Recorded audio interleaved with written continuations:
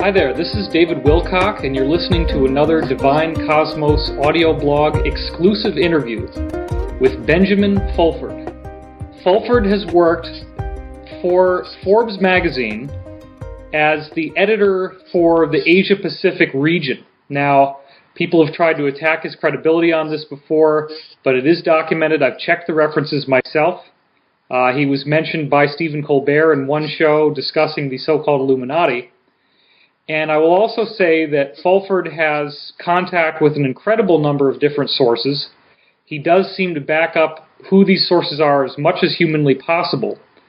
And recently, these sources informed him that the earthquakes that occurred in Colorado and then in Washington, D.C. area surrounding August 22nd and 23rd were in fact apparently nuclear strikes against underground military facilities that have been built by the U.S. government ostensibly since the early 1960s at the cost of trillions of dollars of undocumented taxpayer money that is going into these black projects.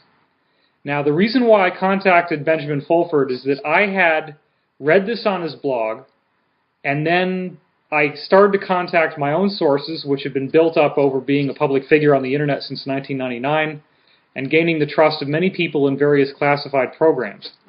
And I was absolutely astonished when I started to ask around and found out that everyone I know, with one exception, who probably wasn't on a need-to-know basis, confirmed that this attack did happen. Now again, I'm going to turn it over to Ben in just a second, but one more setup thing I want to say here is, if you haven't understood the gravity or the implications of what I'm telling you right now, it's important to point out that these guys never imagined that these underground facilities could ever have been attacked. So what has happened here is a seismic shift in this insider war that is arguably as significant as the nuking of Hiroshima and Nagasaki in World War II.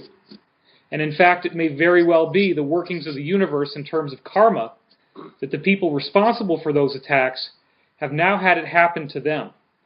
There's undeniable significance in this happening. I was astonished at the depth of detail that I've been able to get from my own sources about what happened. I've been told that the situation is now considered code red.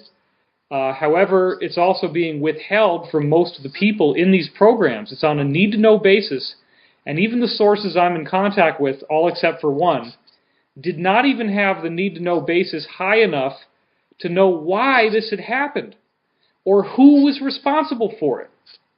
So the only thing that we know is that the powers that were, as I like to call them, have been putting out stories on the internet about this event. And what they're actually doing is they're trying to mine for information. They want to find out who knows what. And I am astonished that my own sources lack the knowledge that Benjamin Fulford has been putting out as to who is responsible for this and why it is responsible. But my intelligence suggests that it's possible that as many as 30,000 people were in each of these two underground cities at the time that it went off. So we're talking about the potential of 60,000 deaths.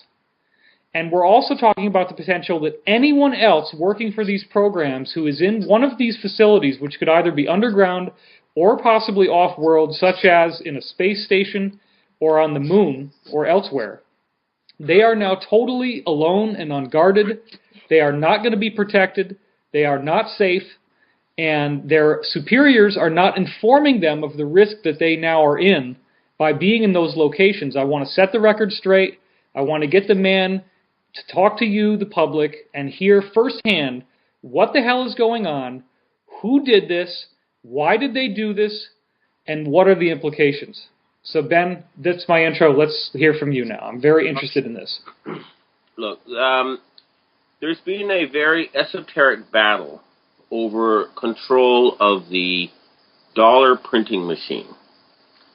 Okay, or the global financial system.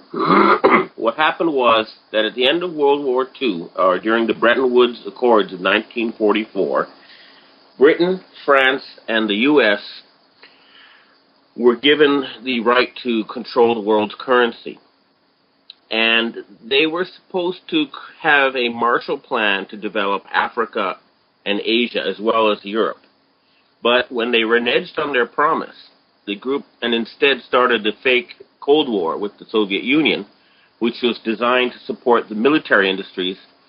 The group of non-aligned nations, 77 nations, pooled their assets, all their wealth, their gold and other valuables, and set up some global collateral accounts. And they wanted to use this money